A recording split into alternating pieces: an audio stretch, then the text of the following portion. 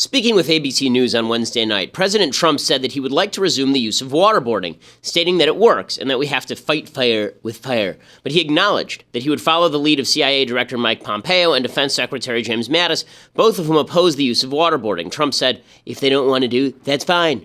If they do want to do, then I will work toward that end. I want to do everything within the bounds of what you're legally allowed to do. But do I feel it works? Absolutely, I feel it works. Pompeo has already stated that he would absolutely not comply with an order to waterboard. The media predictably have gone insane. How could Trump say that torture works? Well, first of all, it's actually unclear whether waterboarding is torture. Some people find it to be self-evidently torture, but as Senator Ted Cruz said during the primaries, under the law, torture is excruciating pain that is equivalent to losing organs and systems. This is enhanced interrogation. It is vigorous interrogation that does not meet the generally recognized definition of torture. I've actually watched my friend Steven Crowder get waterboarded. It looked highly unpleasant, and Steven's an idiot and nuts for doing it, but he emerged not only unscathed, but he actually joked during the experience. Waterboarding is used regularly to train Navy SEALs. Then there's the second question. Is Trump right? Does waterboarding work? James Mitchell, a former chief CIA interrogator, wrote in the Wall Street Journal last year, quote, "It is understandable that General Mattis would say he never found waterboarding useful because no one in the military has been authorized to waterboard a detainee. Thousands of U.S. military personnel have been waterboarded as part of their training, though the services eventually abandoned the practice after finding it too effective in getting even the most hardened warrior to reveal critical information." Mitchell claims that Khalid Sheikh Mohammed, the man behind the 9/11 attacks, a crucial source of American information about al-Qaeda, only broke because of waterboarding. KSM was waterboarded some 183 times. Crowder, by the way, was waterboarded several times just during the session that I watched, by way of contrast. Jose Rodriguez, who once headed the CIA National Clandestine Service, has claimed that terrorist mastermind Abu Zubaydah also gave up key intelligence after being waterboarded. In the media's ardent desire to paint Donald Trump as a nutty dictator in waiting, they've actually made Trump more popular. Again, Trump isn't saying anything that Americans don't believe. A poll from last March showed that almost 2/3 of Americans thought waterboarding was appropriate for use on suspected terrorists. Only 15% of Americans thought waterboarding should be ruled out entirely. Trump has his finger on the pulse of Americans when it comes to rhetoric about fighting terrorism. The media's overstated outrage only makes it clear why Americans trust Trump to fight terrorism rather than the members of the press. I'm Ben Shapiro. This is The Ben Shapiro Show.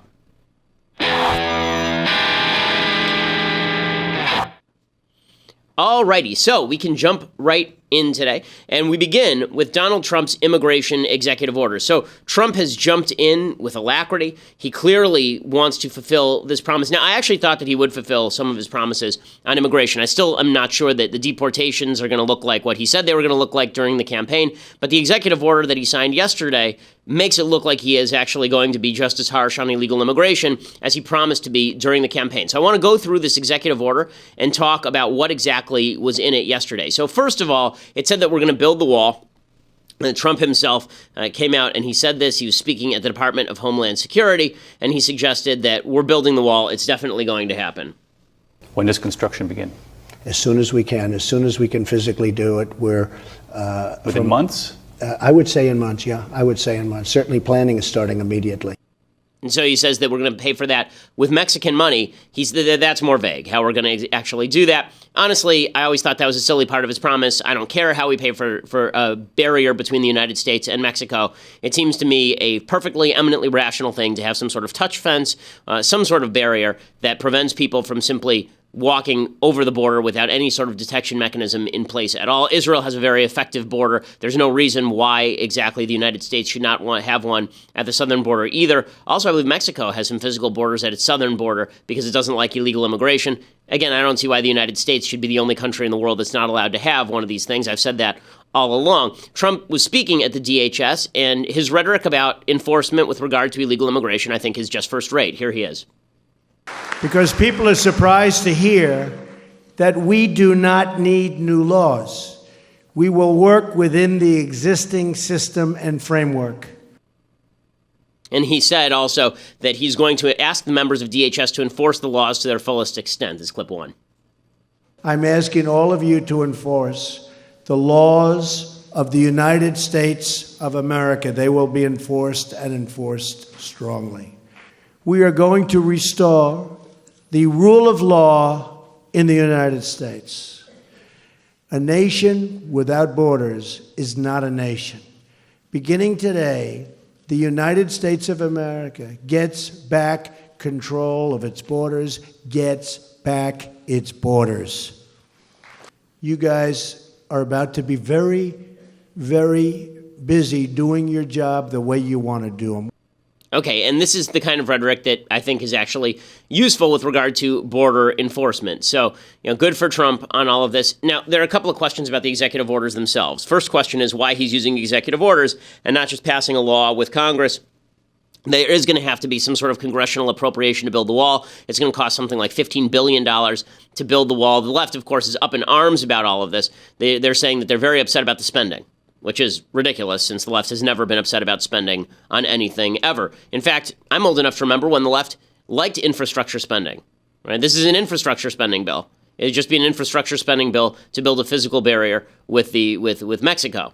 Now, the physical barrier, by the way, is not just designed to keep out quote-unquote Mexicans, because the fact is that right now we're neutral in terms of the number of Mexicans coming in and leaving in the United States via illegal immigration. We've actually had a net decline in the number of Mexican illegal immigrants over the past few years. But what Mexico really right now is a giant thoroughfare for people who are coming from South America and Central America in order to get to the United States. It's not really about Mexicans crossing the border, even though Trump seems to get that wrong pretty routinely. It's more about people who are coming from places like El Salvador and Honduras and various countries in South America and who are using Mexico as basically a giant road to get to the north. Paul Ryan says Trump says that he's going to spend, that Trump said he's going to do this. Well, we'll give him the money to do it. Who's going to pay for it? Well, first off, we're going to pay for it and front the money up, but I do think that there are various ways of, as you know, I know your follow-up question is Mexico going to pay for the wall? There are a lot of different ways of getting Mexico to contribute to doing this. Now, I'm going to get to how Mexico contributes to doing this and why this is still a silly talking point. It always was a silly talking point. I'll get to that in a second. First, I want to go through the actual content of the executive order. By the way, the ACLU just demonstrates how crazy they are. They say that the wall violates civil liberties. They tweeted out, the executive order President Trump just signed, funding a wall along our southern border, violates civil liberties. Hashtag no ban, no wall. No, it doesn't violate civil liberties. That's plainly silly. Okay, why exactly would it violate civil liberties to build a wall on an internationally recognized border? It's like saying it violates civil liberties to build a fence around your house. Whose civil liberties? The person who wants to break into my house? No, that's not the way this works. Now, as far as the executive order itself, this would be a perfectly legal executive order because it exists within the confines of laws that have already been passed by Congress. In 2006, Congress said that they wanted to build a border fence, and then they didn't fully fund it. So Trump is not doing anything that is outside the confines of legislation that he is now using the legislation in order to push the policy. That's what an executive order is supposed to do. The reason that I opposed Barack Obama's executive orders is because many of them just rewrote the law plainly, right? He just went in and rewrote Obamacare, for example, or he went in and he rewrote immigration law with regard to DACA and DAPA. That's not what Trump is doing here. Trump is saying, and he said it, as you saw at DHS, he said that at Homeland Security, he said clearly, this is the existing law, we're acting within the existing law, and that's exactly right. So what exactly is in this executive order? So in this executive order, he talks about broadening enforcement priorities as well. So it used to be that Barack Obama only wanted to police crimes that were committed other than crossing the border illegally. Section 5C of this executive order now grants the Secretary of Homeland Security power to prioritize for removal those who have committed acts that constitute a chargeable criminal offense. You don't have to be convicted. It's just if you cross the border illegally and we have reason to believe you crossed the border illegally, you've committed acts that constitute a chargeable offense, you cross the border illegally, we can now enforce the law against you. This also takes priority to false use of a social security number or taking public benefits illegally. The order also grants the Secretary of Homeland Security the ability to hire 10,000 additional law enforcement officers. That number really should be 20,000. I believe that 20,000 was the number in that horrifying Gang of 8 bill even. So that number needs to be increased. The executive order allows states to help police immigration. So you remember, the Obama administration sued the state of Arizona because the state of Arizona had the temerity to try and enforce immigration law. And Barack Obama then tried to sue them for that. Trump is saying now that he wants states to be allowed to do that they should be allowed to help perform the functions of immigration officers in relation to investigation, apprehension, detention of aliens in the United States. So he's not banning states from actually helping enforce federal law. This also kills funding to sanctuary cities. That's a little bit of a complicated question because the question is what strings you can attach to funding to particular cities or states. It's actually a complex constitutional question. Can you just withdraw funding from every program in San Francisco because you don't like what they're doing with illegal immigrants. Probably not. You actually have to find the funding that is connected to immigration enforcement in San Francisco and then cut off that funding. There has to be some sort of rational relation between the grants the federal government is giving to a city or a state and the act that the city or state is doing constitutionally, just in terms of Supreme Court jurisprudence. But Trump is attempting to do this. The executive order also creates a public shaming capacity for the feds. So every week they're going to make a public list of criminal actions committed by illegal aliens and any jurisdiction that ignored or failed to otherwise honor federal law. Fifth, this is going to restore the Secure Communities program. So originally, the Obama administration had a program that allowed the feds to check immigration databases to see local offenders who were here illegally. Then they walked that back. They didn't want the feds to be able to check the local criminal databases for purposes of deporting people who were arrested locally. Trump is returning to the original system, which is a great thing. Also, he's saying that he wants to make foreign negotiations contingent on accepting repatriated illegal immigrants. So if Poland has an illegal immigrant and they don't want to accept that illegal immigrant back, Trump's saying, I'm not going to negotiate with Poland. I'm going to tell the Secretary of State not to hold negotiations with countries that don't accept back the illegal immigrants that are coming over here. And finally, he wants to make data more transparent. So right now, one of the big problems with illegal immigration, and Coulter points this out in her book about illegal immigration, which is actually a very interesting book. There's a lot. It's not in Trump We Trust, which is not a particularly interesting book. It's her book about. It's a book. I've interviewed her on C-SPAN. We did it actually. Her book about illegal immigration, which is really interesting. She points out that the data on illegal immigration and crime among illegal immigrants is really incredibly weak, and this would make that data more transparent. Now, the Secretary of Homeland Security and Attorney General can collect data on immigration status of all aliens incarcerated in federal prisons, as well as federal pretrial detainees and all convicted aliens in state and local prisons. So, all of this stuff is good. This is a very good executive order. There's a lot here that's good. There were rumors today that Trump was going to sign some sort of order repealing DACA and DAPA, getting rid of President Obama's executive amnesty.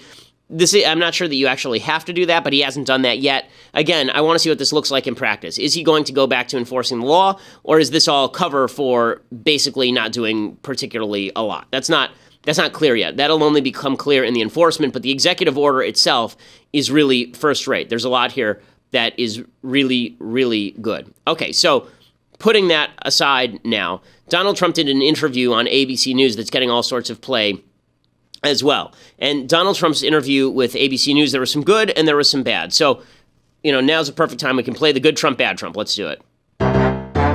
Good Trump, bad Trump, which one will we get today? Okay, so we begin with some good Trump. So Trump had a lot of good things to say during this particular interview with ABC News. So he started off by talking about the media bias. And when Trump hits the media and it's justifiable, I love it. It's my favorite thing in the world. I've been saying for literally years that Republicans ought to smack the media when the media does something wrong.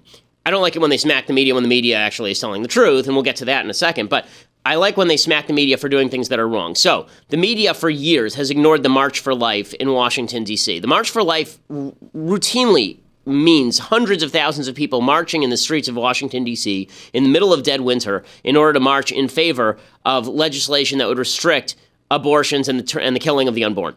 And the media every year ignores it. It always goes on page A12 of the New York Times. Donald Trump is talking with David Muir, and he rightly, this is great, he smacks David Muir for not covering the March for Life.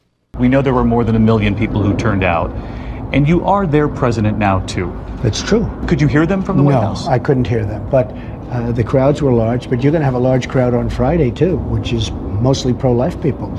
You're going to have a lot of people coming on Friday. And I will say this, and I didn't realize this, but I was told, you will have a very large crowd of people. I don't know, as large or larger. Some people say it's going to be larger, pro-life people. And they say the press doesn't cover them. I don't want to compare crowd sizes no, again. No, you shouldn't. But let me just tell you, what they do say is that the press doesn't cover them.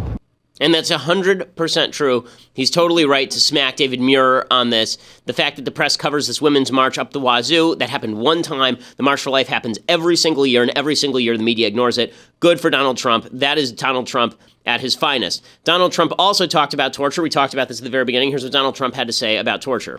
Are you at all concerned? Are you at all concerned it's going to cause more? I will tell you, I have spoken to others in intelligence, and they are big believers in as an example, waterboarding.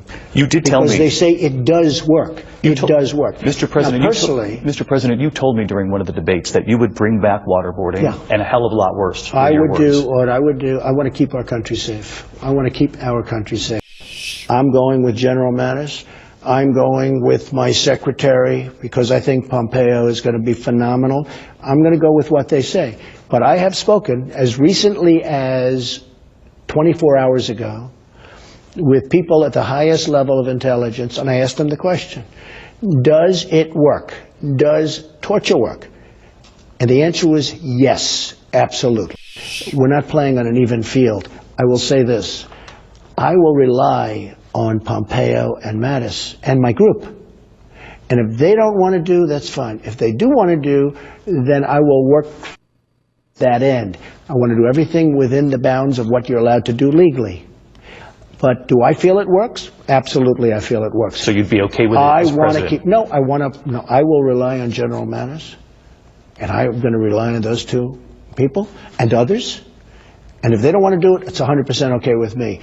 Do I think it works? Absolutely. Okay, so I have no problem with anything that Trump just said there. In fact, as we spoke about a little bit earlier on the program, the fact is that there are a lot of people in the intelligence community who disagree with Mattis. Mattis doesn't have a lot of experience with waterboarding since he was at Department of Defense. He was not at CIA. So good for Donald Trump here. I don't think there's any problem with anything that Donald Trump just said with regard to this. Okay, now we get to some bad Trump, unfortunately. I wish that every day were good Trump, nothing but good Trump. And I will say that I think 75% of the stuff he's done is good. I think 25% of the stuff he's done is bad. I think 80% of the stuff he says is silly, and I think 20% is good. So if you just pay attention to what he does, he's doing a lot of really good stuff. If you pay attention to what he says, okay, so on Twitter, he has decided that he can't just say we're building the wall and I'm keeping my promise. Instead, he feels the necessity to smack around Mexico a little bit more. So he tweets, the U.S. has a $60 billion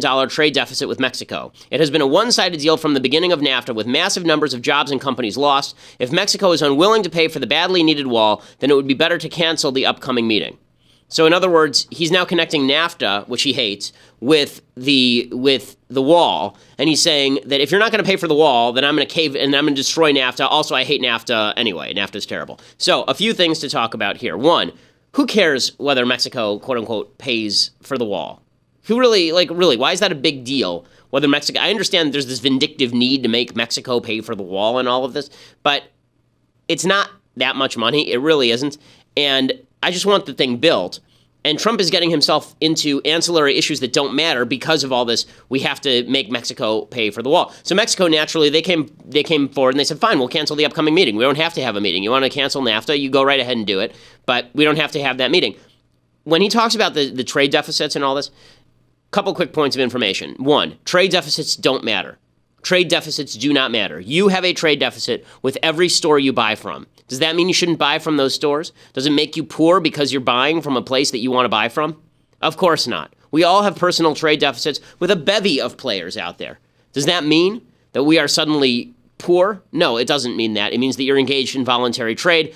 The supposed trade deficit with Mexico just means that we're buying lots of product from Mexico and that a lot of the money that we're investing in Mexico is coming back to us in the form of capital surplus. It's called capital account surplus. You can't spend American dollars in Mexico, and so they're going to have to use those dollars someplace. The big problem that we have with regard to trade deficits is not the trade deficit itself. It's that the government keeps raising debt by selling bonds. So what happens is that we end up selling bonds. So what happens is that there's a trade deficit with Mexico. Now they have a surplus of dollars. Instead of taking that surplus of dollars and investing in American businesses, which is normally what happens, instead of doing that, they're taking those dollars and they're buying U.S. debt.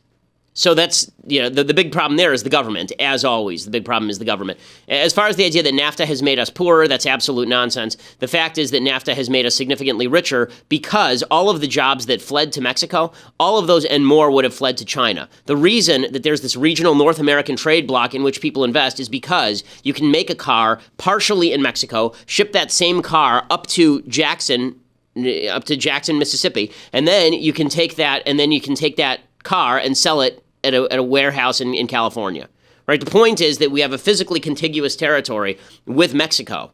We don't with China.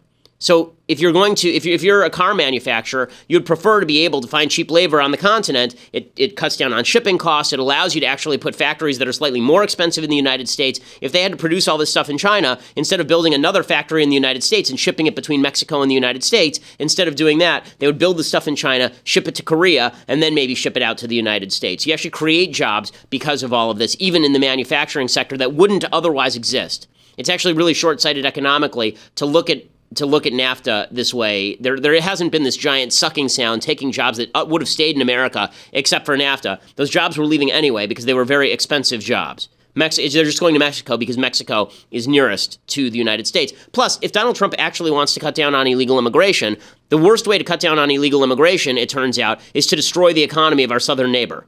If you want an unstable Mexico, like even more unstable than it is now, if you want Mexico completely unstable with a crappy economy, and you think that's going to have no impact on the number of people rushing to get through the border, you're out of your mind. It'll take years to build this thing, by the way.